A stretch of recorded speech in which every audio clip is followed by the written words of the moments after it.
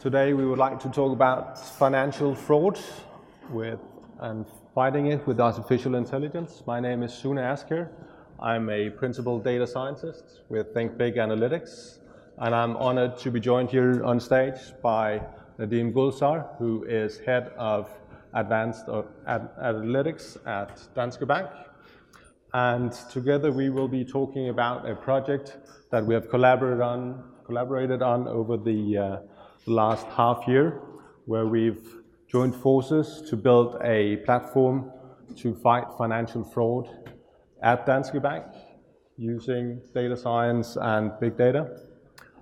And before we start, I'll just provide a bit of content of who is Think Big.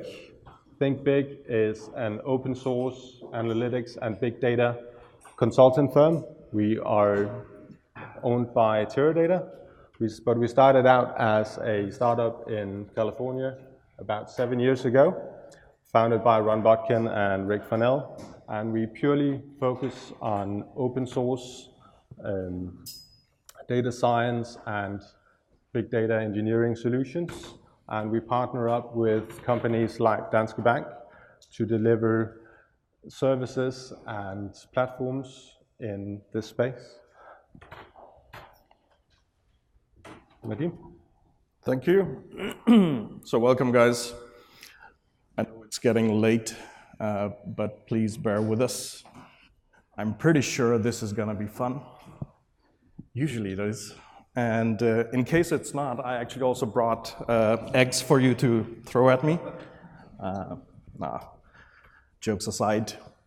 So Danske Bank, we've been in the banking business for quite some time, as you can see, almost 150 years. Roughly 20,000 employees, primarily located in Scandinavia. And no, Scandinavia is not part of Germany. That is usually the first question I get asked. So which state of Germany are you? No, it's a separate country. Anyways, we're here to talk about fighting financial fraud using AI. Let's jump into it. Obviously, the approach that we've taken is to be fully data-driven. And some of the challenges that we've seen is within fraud detection, there's actually a very low detection rate as such. And there are extremely amounts of false positives. And the actual loss, the sound is actually not that good. Anyways. The actual fraud loss is quite significant. And the last bullet, fast-growing competition, basically the fraudsters are also becoming increasingly smart. They also start using ML and AI to actually combat financial institutions and other companies. So obviously that put us at, we need to do something, otherwise we're gonna lose, right? So the ambition for this project that we did together with Sune and his team from Think Big were to look in and use our advanced analytics blueprint. So basically what we wanted to do was create a framework that was reusable, not only for the fraud case, but also other use cases. And I'll actually get back to that later on. Ultimately, of course, what we wanted to do was reduce false positives and enhance the true positive detection rate.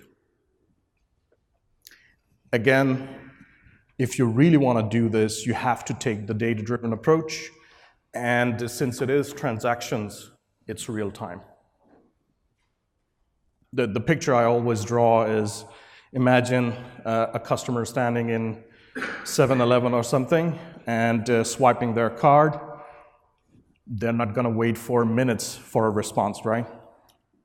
It has to be almost instant. So just getting you guys some figures on this. Low detection rate, roughly 40%. False positives, and that's actually kind of the key. 99.5%, and no, it's not an incorrect number, it's actually spot on. In our case in Danske Bank, it actually means that our fraud investigators, they have roughly 1,200 cases each day. 1,200 new cases each and every day. That's a lot. And in terms of actual fraud, it's really high, and it's actually growing. And again, as we talked about the ambitions, it was basically to attack all of this and make sure that we can cope with it. So let's talk about some of the fraud types. Basically, we have two categories. One is the customer initiated, and the other one on the next slide is the fraudster initiated. This one is where you, for instance, get a fake invoice. So let's say from a company you get an invoice, but it's fake, and in many cases, people just pay. It can be the investment scams or Nigeria scams. It's not a huge issue anymore, but it is still there. And the regular one, like a rental scam or some goods not actually being delivered, that's the more common type. On the fraudster-initiated one, you have obviously reporting, you could say, different types of scams or malware, ID theft, that's actually a big thing. Phishing of different sorts, botnets, so computers being infected with viruses and whatnot. That's actually also a quite big thing, at least in Europe. So how do you actually combat all of this, right? That's probably the number one question. It was for us as well when we started. So from a modeling perspective, we had some challenges, right? Because the ratio between non-fraud and fraud is actually quite significant. As you can see, it's 100,000 to 1. So it's difficult to take the data, regardless of how much data you actually have, and throw it at ML, machine learning models or deep learning models, because again, the ratio is that off. So you need some techniques, and I know Sune is going to cover part of that. Obviously, you need to assign fraud labels from historic data. Fraud is ambiguous in its nature, and not all features are actually available in real time. So even though you might actually train up a very good and solid machine learning model, it might not be able to execute in real time. So that is also a dimension that you need to take care of. And again, the last one is, at least what we have done initially was to build a machine learning model that only looks at the transaction itself. Obviously, from a training perspective, it's a different matter. But when you do the actual scoring, you only have the one transaction in hand with the features you selected. So, how does it work? Obviously, you need to understand the domain. That's kind of given. And gathering and preparing the data, that's actually a very, very big part of it. We spend almost 75 to 80% of the time doing this exercise. Gathering the data, cleansing the data, and so on. And then, of course, what we want to achieve is to automatically generate the rules based on the data that we feed into it. And this is basically, you could say, the training exercise that we do. And at the end, automatically, you could say, maintain the engine by doing retraining over and over and over again. And just a slight comment to this one. You all probably heard of, you could say, the traditional statistical-based modeling. You've probably done it. And comparatively, you spend a lot more time maintaining machine learning and deep learning models compared to the old statistical-based. A lot of people ask me, so, okay, how much actually? Well, especially in the fraud area, it's volatile by nature, and you see new trends popping up, going away, and so on. So you might actually end up retraining quite regularly. Some of the peers I've been talking to, they actually do retraining a couple of times a week. Some actually twice a day. That's a bit extreme, but still, just to give you an idea. Good. I think we've covered the pros and cons, so let's look at the project itself. So we kicked off in September, and fairly quickly we actually went in, started looking into, okay, what sort of data do we need, what sort of metrics do we need to define, what's the actual planning of it, and so on. But as you can see on the timeline, fairly quickly we were able to produce a result. And the first, you could say, target date was in March, where we had a model successfully run in shadow production. And shadow production in this sense is basically a model running in production, but not being actively used. So the result from the model was not actively used until June. And obviously this allowed us, one, to sort of get an idea of how well does this actually perform on real data. So this is also a thing you need to be aware of. One thing is you do training on a data set. Another thing is when it's run on live data. Good. So what is the solution, right? One part of it is obviously data modeling. We covered that. Then there's the model management framework. So this is the part where you continuously train and retrain your model, and obviously you also need to put it into production. And this is also where we talk about our champion-challenger setup. So basically you have one champion model running in production live, and this is passive in the sense that it does not learn. You then have a challenger model, or actually a set of challenger models that continuously learn based on the new trends, the new data coming in. And obviously you define KPIs on both sets, because at one point in time, the challenger will be better performing than the champion. And then you need to make the switch. So let's dive into the solution. And let me try this So this part of, you could say, oh, we cannot see it up there. Oh. So the left-hand side of, you could say, the solution, that is the existing setup. So the payment infrastructure running as is with almost no changes.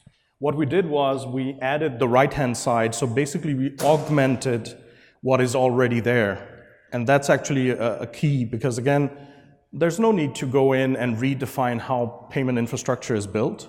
If it's running, if it's fast, just keep it, but augment it using machine learning and deep learning. So the same data is fed into the, you could say, the new platform, and then a simple score is fed back into the payment system, and then setting a threshold on top of that, you simply use, you could say, that result directly in figuring out whether a transaction is fraudulent or not. And it works. That's the good part. Otherwise, we wouldn't be standing here.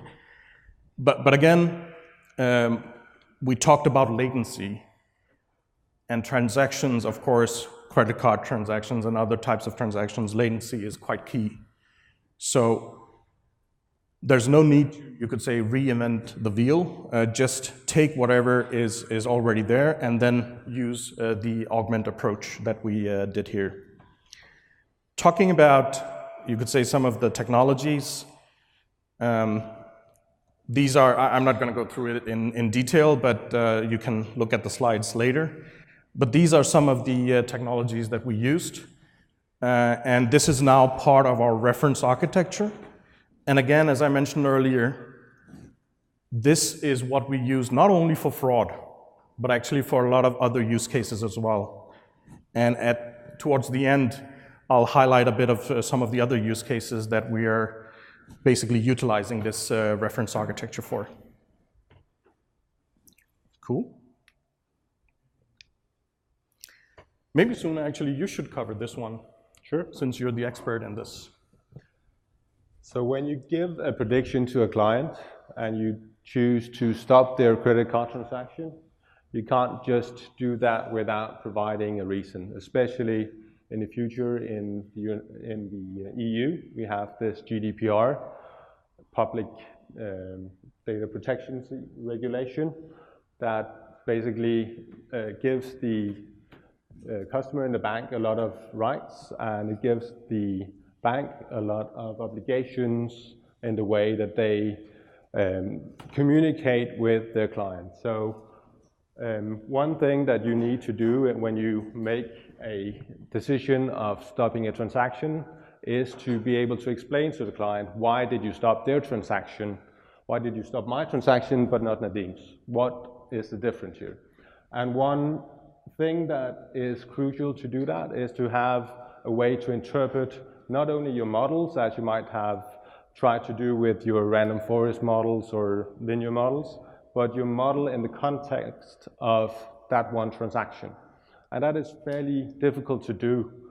But luckily, recently, there's been a lot of work in the open source community, especially from the tool that we selected to use here called Lime, for locally interpretable model explanations. It's from the University of Washington, I think, and we found this very nice article describing how you could actually do that independent of the type of model that you're using. So we thought that that was quite a neat application. So you can actually take some of these more black box models, deep learning models, and you can run them through this Lime procedure, which basically takes your input transaction and it permutes it 5,000 times and predicts on those 5,000 permuted transactions. And then it looks at what permutations did you need to do to get a different result. And then you can fit a linear model to that you can explain, and that we made some smaller tweaks to this open source library so that we could actually come up with a nice text explanation saying, well, why did we block this particular transaction? The scenario that you need to imagine is a customer calling in through help desk or whatever and asking, okay, so why did you actually block my transaction? And there it is not sufficient to say, oh, the model said so, or the model gave you a score of 51 and just hang up. That's not going to work, right? You need basically human explainable models. You need to be able to sit down with the customer potentially and say, okay, listen, it was due to, well, you exceeded your regular threshold, or compared to your regular behavior, you transferred twice the amount, or you suddenly started doing transactions in a foreign country that you didn't before, or whatever it might be. Many, many different explanations, but it has to be on a human level and not some mathematical mumbo jumbo. Sorry, Sune. That's okay.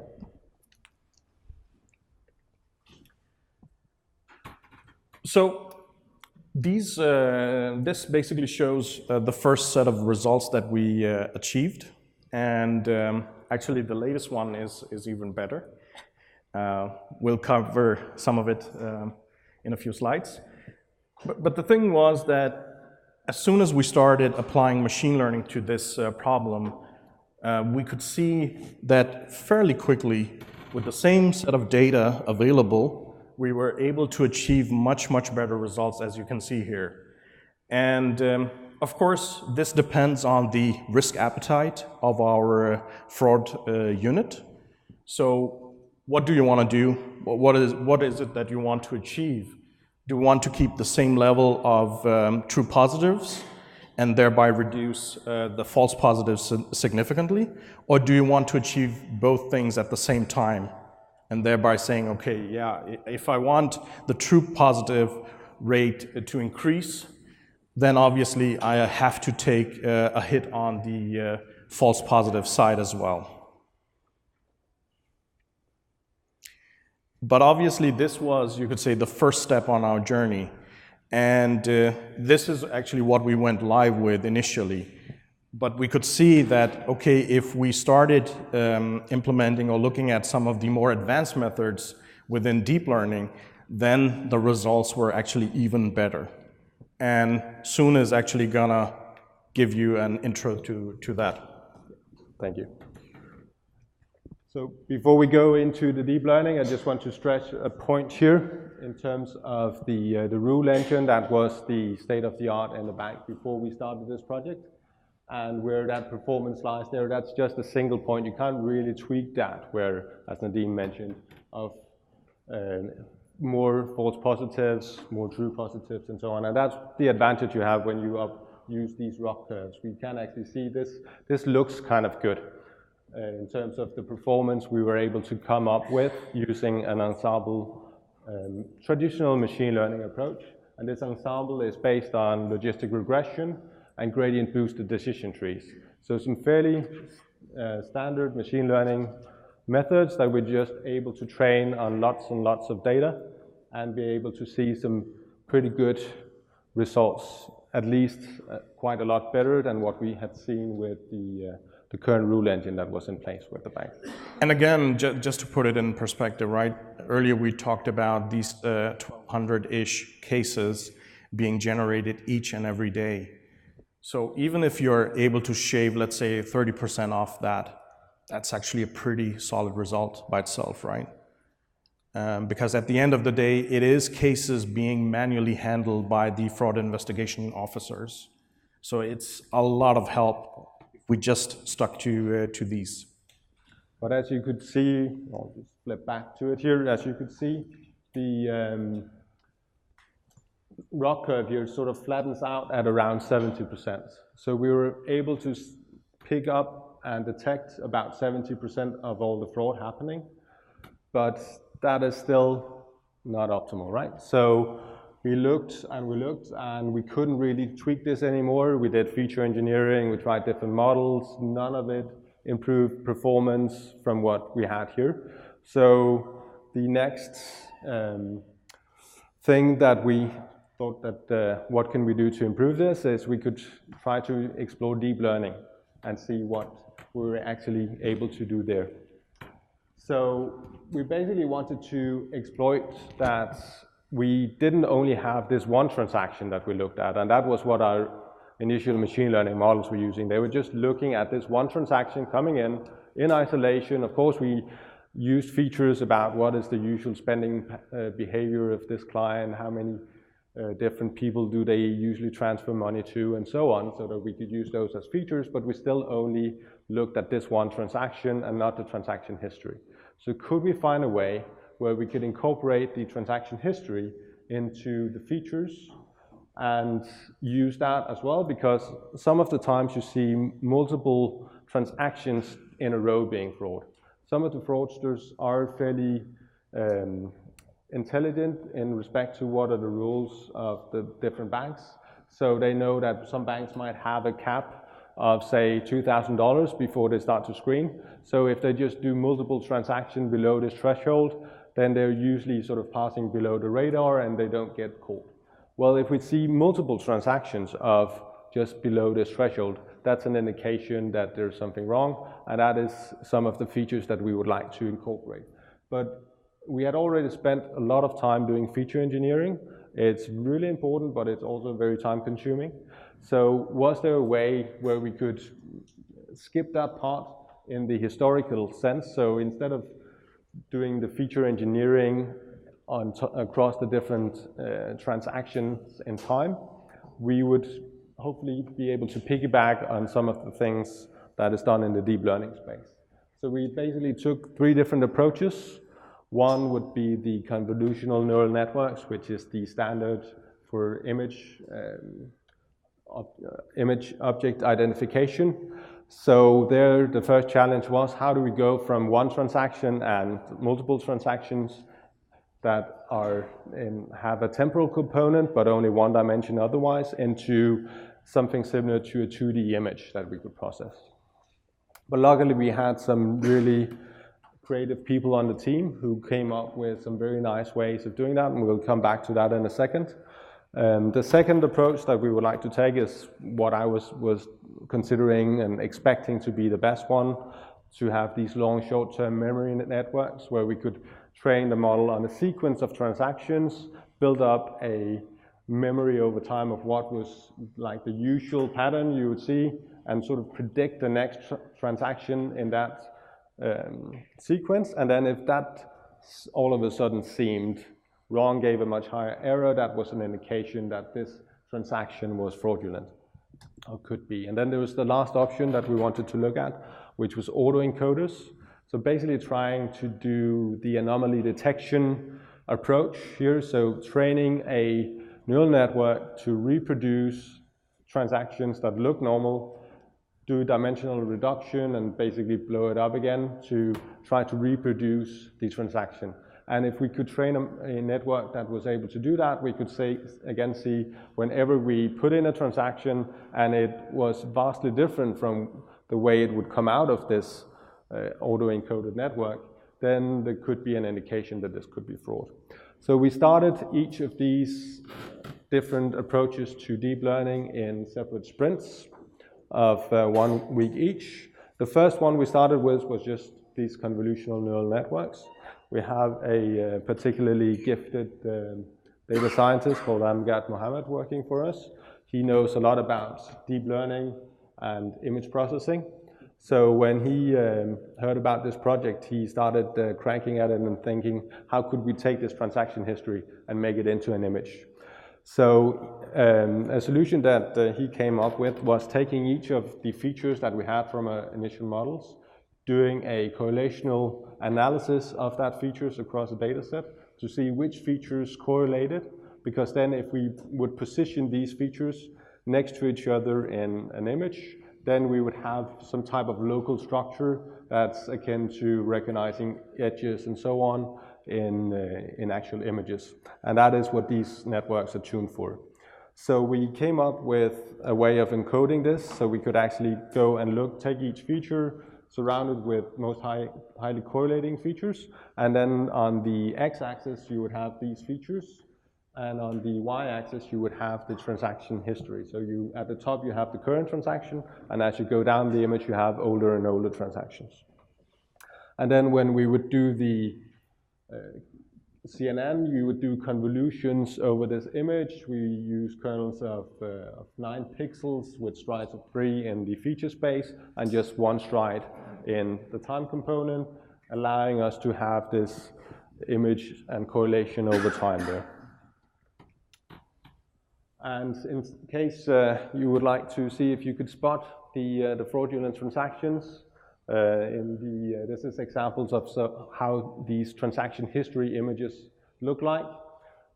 We have enhanced the lower image here with the red colors are slightly dialed up, but the red colors you can see in the 3 pixels on the top of the lower image corresponds to a fraudulent transaction.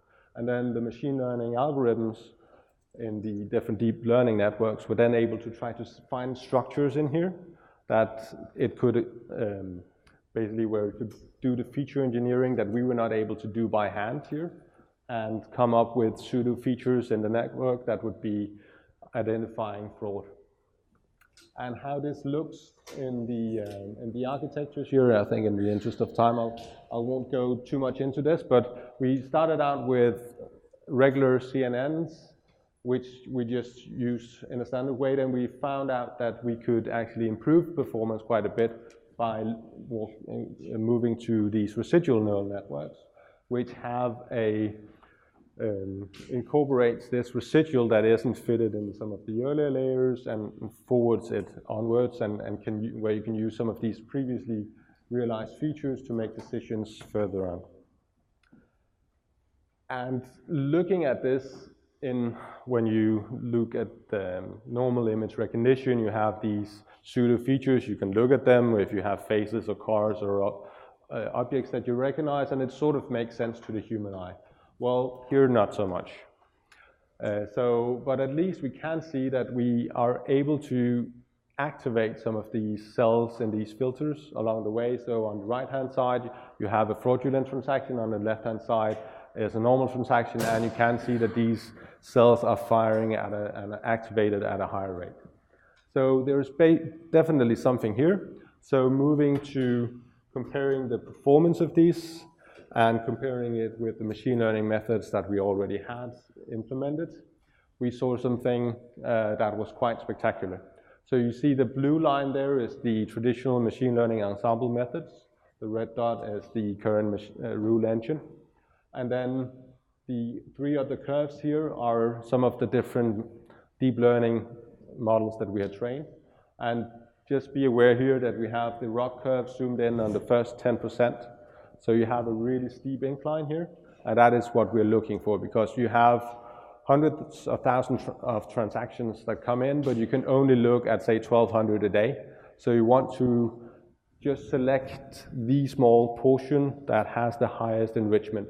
So looking at the overall AUC of the ROC curve is not what you're after, really. You need to look at the problem and see how can we actually, from a business perspective, choose the right model that has the best performance. And in this case, it's clearly the residual net. So even though the regular CNN has a higher RUC, it's the residual net that provides the most value for the fraud investigators, because they can identify about the same level of fraud, but by only looking at less than 10% of the transactions that they've looked at so far. So these are quite spectacular examples of results that we saw here. But then bear in mind that for the traditional machine learning methods, we are looking at the transaction atomically and not using the transaction history. So some of this difference here is due to that fact, that's for sure. But if we were to do the hand curation of features for the historical transactions, we would have the machine learning models, the ensemble model, be somewhere towards the upper left-hand side here, but nowhere near the performance that we see in the green curve here. So summing up of what we learned here from this engagement with Danske Bank is that if you think out of the box and try to look at your problem here where you have a traditional tabular data set, if you approach it quite differently and use good state-of-the-art machine learning methods and deep learning methods, you can actually get something that is quite spectacular and that makes a difference from a day-to-day business perspective. The solution that we put in place also has a lot of advantages in terms of making it easier to retrain models, so you can basically go back and ingest the data as it flows through a system, and as you get the labels onto these transactions to know which ones are fraud, we can easily go and pipe those back and retrain the existing models, redeploy them with what we term analytics ops, which is basically putting machine learning data science into production. So we put in place this whole framework that's monitored, it's across multiple data centers, and this framework was not only intended for fraud, it was intended for any application really of data science in practice in a company like Danske Bank. So it could be used for risk assessment or customer experience or anything really. So in terms of what we learned from a team perspective, we were able to go from basically a PowerPoint plan of the implementation to something running in shadow production in just 8 weeks. And that was to a large extent due to the team we had. We had a really good co-located team of talented people from Danske Bank and Think Big working together and trying to leverage the strengths that we each had. The Danske Bank people were able to come up with or provide a lot of the subject matter expertise in terms of fraud and all the systems that they had, and we came in with open source tools for data engineering and machine learning, and together we were able to make a solution and code that up really rapidly. And maybe just a comment to that. Again, it looks so beautiful up here, right? 8 sprints, 8 weeks, and you're able to deliver a result.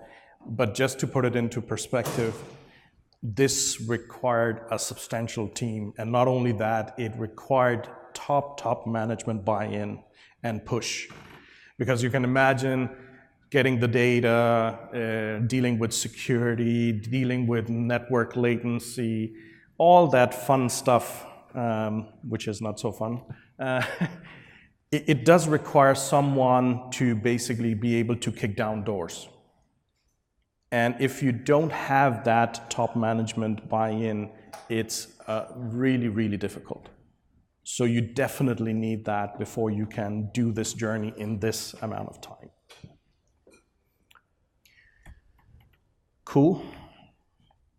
So building on the success that we had, of course, what we're looking at now is basically going for a full omni-channel strategy. So we know the fraudsters, they are becoming even more increasingly smart, and they attack multiple channels at the same time. So to try to figure out, okay, if this channel is well protected, what about this channel? What about that channel? And so on. So if you could say, mark a transaction or a customer's credit card or whatever it might be, if you block it in one channel, you should block it in every sense of the dealings with that said customer, with that credit card or whatever it might be. So having a true omni-channel approach is really, really needed. Obviously, we're looking at adding even more transactional flows into the mix. And this is very important. When you do this, start with something small. So something which is well scoped, and this is where I'm honest, start with something where it actually wouldn't hurt that much if it failed or if it weren't spot on in the first iteration. So start with something small and then build on that. That is the key here. And then, of course, do modeling, just like we explained, in parallel, and build on that. As soon as you hit success, build and build. That is key. And if you do it right, if you use some of the approaches that we've done here, it's a self-feeding loop. So the money you save from doing this work would actually feed into the next project that you will do.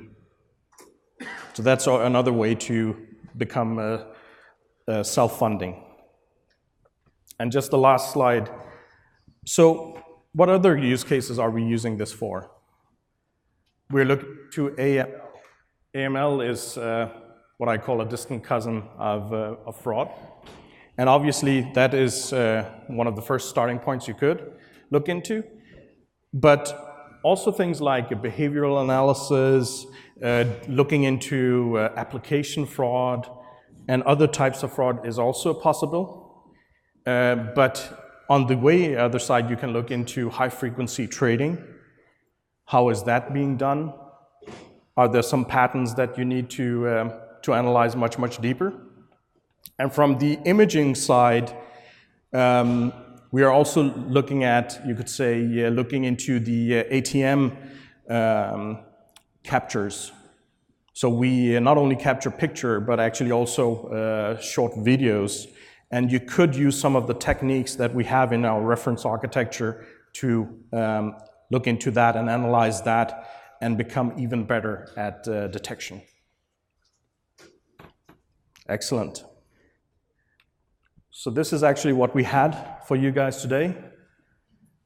We have 1 minute for questions.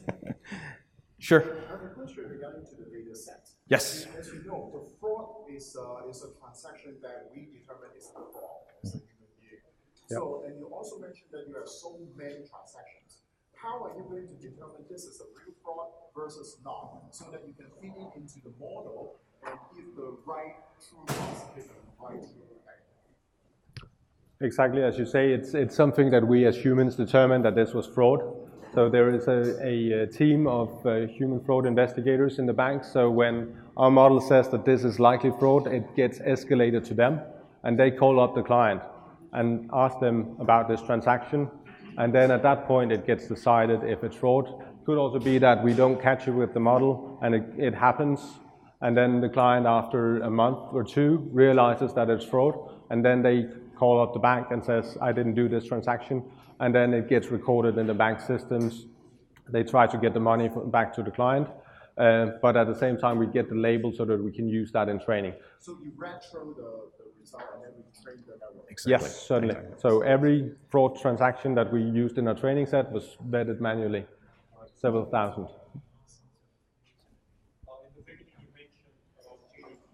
Yes.